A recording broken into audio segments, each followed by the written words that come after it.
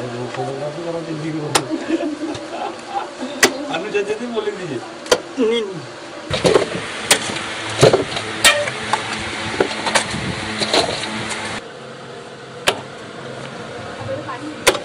कुछ काम नहीं था, हमने चार दिनों ने मिलकर कुछ प्लानिंग बनाई और देखा कि कुछ नया किया जाए लॉकडाउन के द्वारा।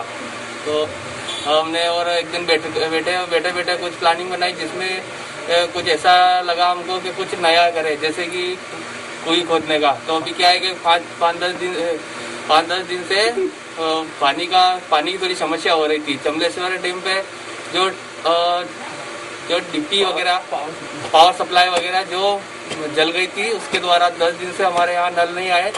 उस समस्या से जूझते हुए हमें कुछ ऐसा लगा कि अपन अपने ही जैसे परिवार वालों के लिए और मोहल्ले वाले के लिए कुछ नया करें। तो जिससे मैंने एक कुएं का निर्णय लिया।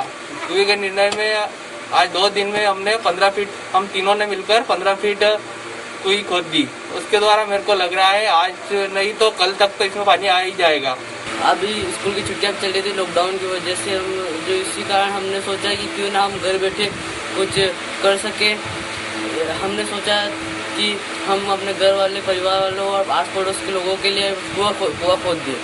उससे हम और हमारे परिवार वाले और आदि जन हम पानी पी सकेंगे और वो कुछ काम में आएगा। अभी थोड़े दिन पहले चमलेश्वर डैम में विद्युत उपकरण में कुछ कमी आ गई थी, जिसके कारण हमारे इधर पानी की व्यवस्था नहीं थी। उसी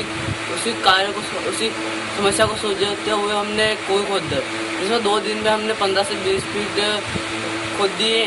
लगता है कि आज या कल में पानी आ जाएगा। हमने ये लॉकडाउन के चलते ऑफिस नहीं जा रहे हैं और घर बैठे बैठे परेशान हो गए और पानी की समस्या के चलते हुए हमने प्लानिंग बनाई है कि क्यों ना अपन कुछ नया करें। तो इसके चलते हम लोगों ने कुएं खोदने की प्लानिंग करी है।